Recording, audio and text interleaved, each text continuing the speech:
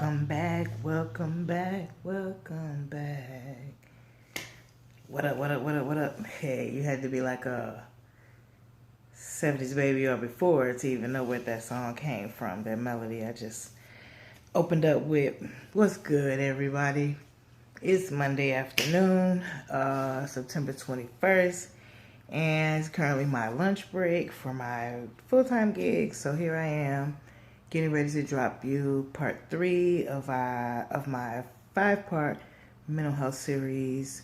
So far we've done mental health and relationships, and we've done mental health in your career. Today's topic will be on mental health and parenting. From my lenses, I am not an expert. However, I am opening myself up and continuing my life of transparency here on the YouTube platform, hoping to be able to help somebody, give someone some insight, some hope, some desire to fight this challenge that we face from day to day with our mental health. It ain't easy, but it's possible. If you haven't already done so, this is what I need you to do right now. Like, subscribe, and leave some comments down below. I would appreciate that. And now, part 3. Boop, doop, boop, boop, boop.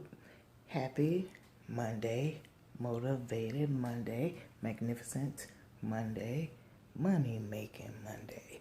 I need all of the above. How about you?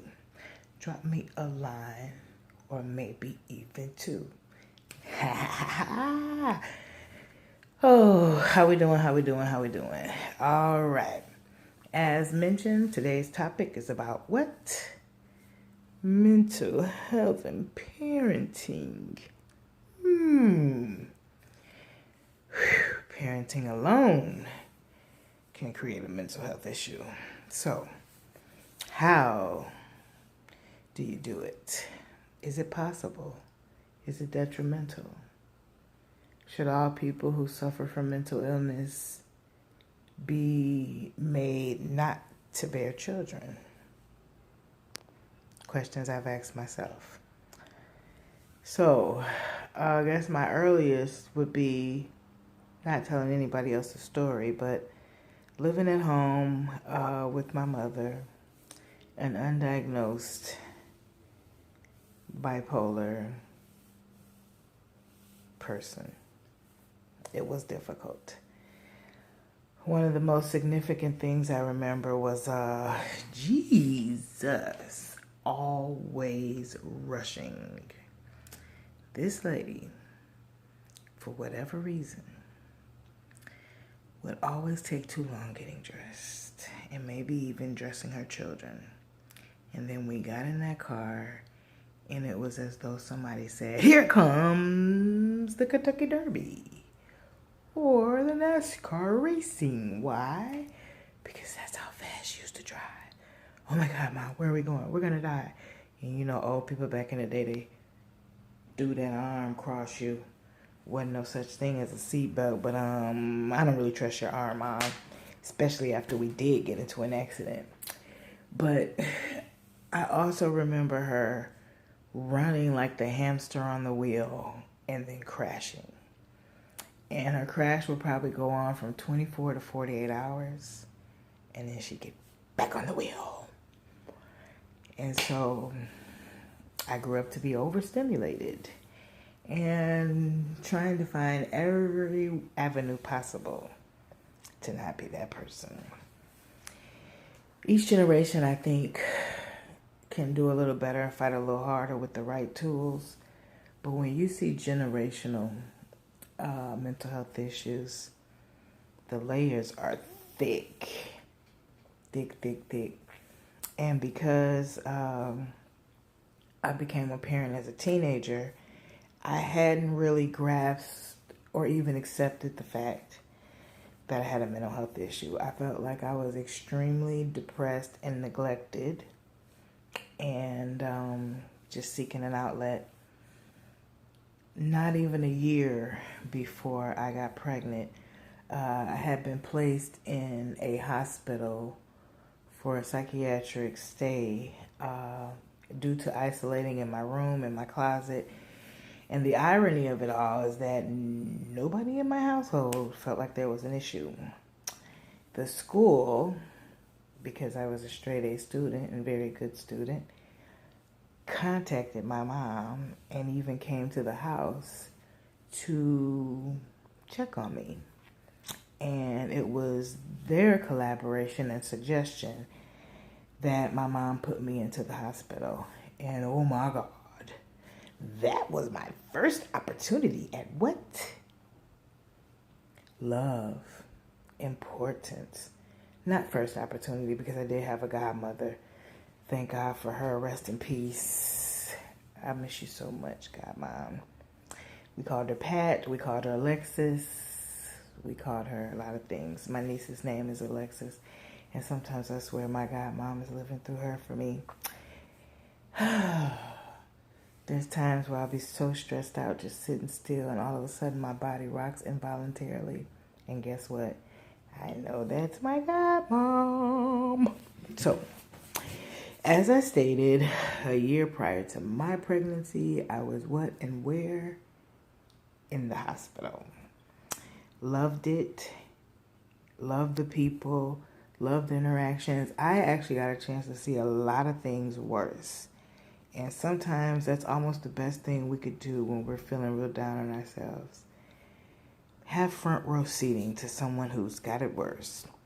There were kids in there who had been cutting themselves. There were kids in there who had tried to take their lives.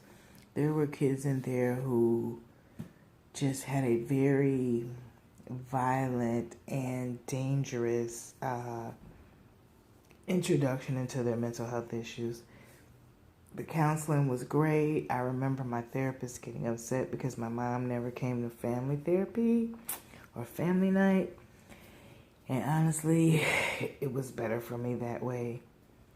So guess what happened with that event, right? What do we know? What do we know? What do we know? What do we know? What do we know? What is one of the biggest barriers to treatment? Insurance. You get a prize. And what happened? The insurance ran out, so they shipped me out. I was distraught. Didn't want to live, didn't want to finish school, didn't want to do anything with myself. Because here I was starting to feel better about my life, and yet I was returned to the same environment.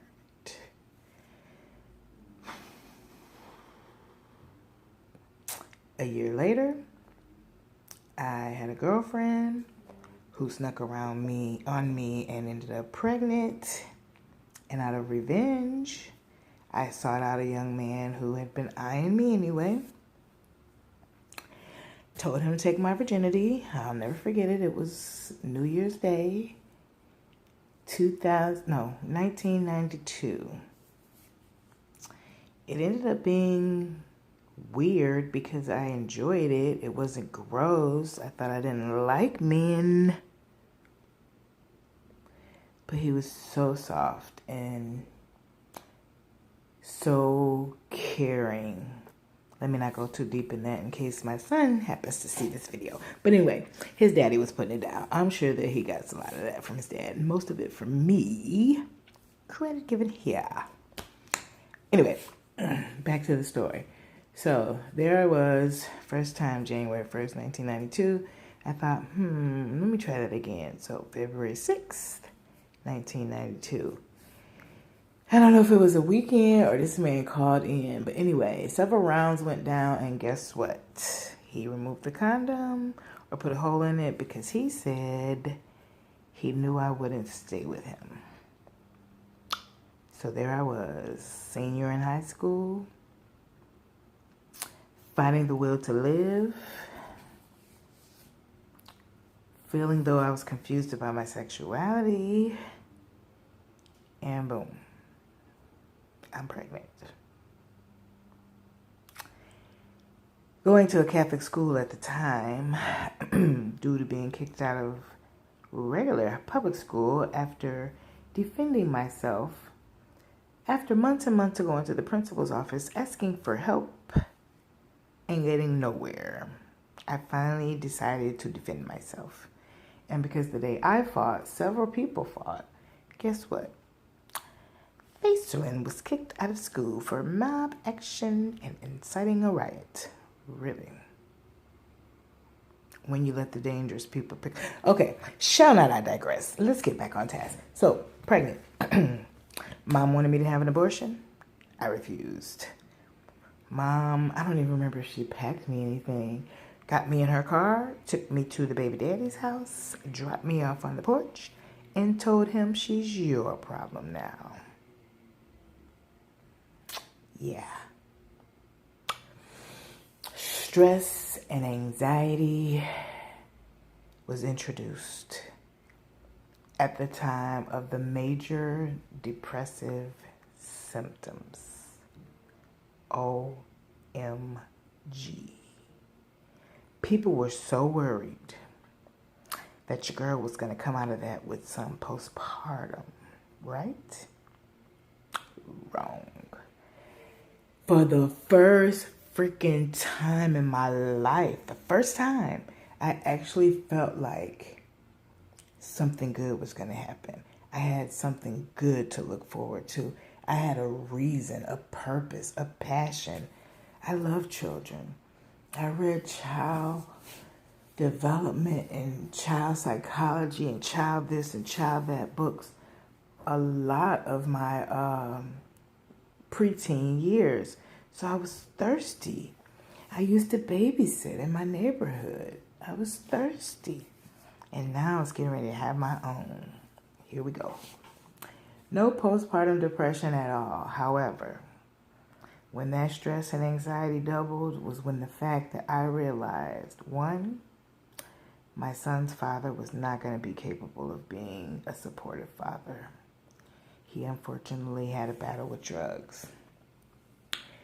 Two, how do I progress being a teen mom and a lesbian? Wow. I remember early on, the gay community, which will come in another video in another series, shamed me and called me names because I kept my femininity, because I had a son. I had to be mom.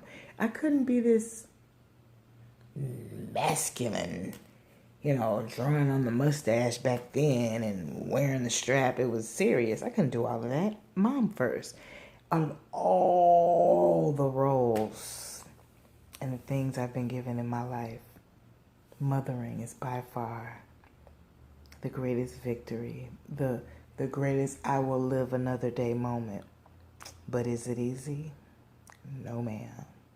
It's hell on ice. Why? Because this thing that you value and is so precious to you is now affecting you and being affected by you.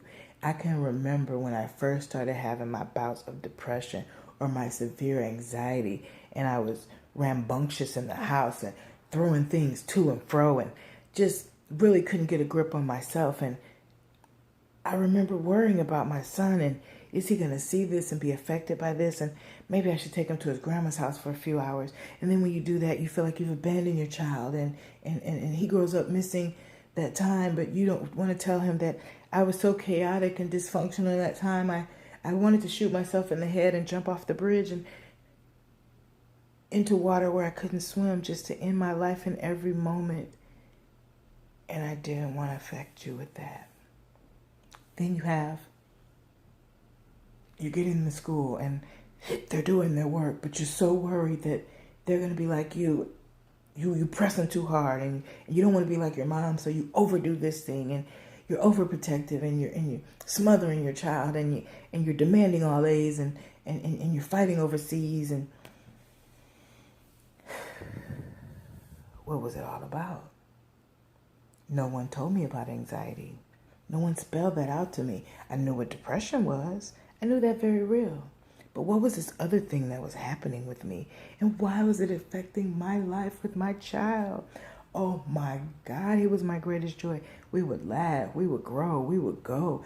I worked so much that when I didn't work, I would take him everywhere we knew to go. Everywhere. He was my best friend, sitting in the car. Even my friends got upset. But you know what? I still had breakdowns. I still couldn't deal with what was happening at the job, and I lost the job, and we lost our car, and we had to move, and sometimes we had to do homework in the park because mom slept in the van, and all the dysfunction. And if you even try to couple in a substance abuse issue, now you're really more stressed for money, and your mood is even more fluctuating, and you have to explain that your child that this is really not the way to go, but mom's doing it and it's working for her. And the worst thing you can try to be is a functioning addict. Whoa, that's a hard one. I'll figure out a book soon. It's not easy. What I didn't know then that I want to tell every parent in this video. I'm going to zoom in because I need you to get this. Talk to your child from a very young age. Explain to your child what mood disorders are. Explain to your child that these episodes will happen, but they don't mean you don't love them. They don't mean you're not trying harder. They don't mean that this is a end of the world issue. But we have to be transparent with our children. So then when they start feeling those things, they will come to us. They will be open and transparent about it. We can help them more. Just like with any other illness, the faster you intervene, the better your life can be. It's hard raising children. It is hard.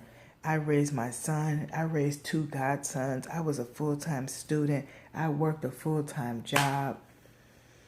It was the most beautiful thing, and I grinded so hard, but when I broke, sitting in my room for hours and days on end, crying to the fact that my godmom would have to send somebody to my house to, open the door and make sure I'm alive. I didn't want anybody to know about or be in that dark space with me, and I didn't even understand it myself. And it wasn't until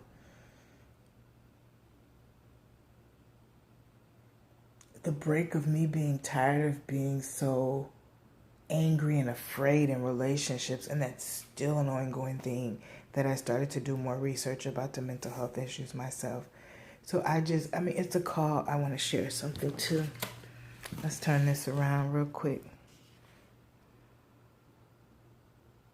Okay, it's not going to allow me to do it while I'm recording, so here we go. This book right here, okay? Please get a copy.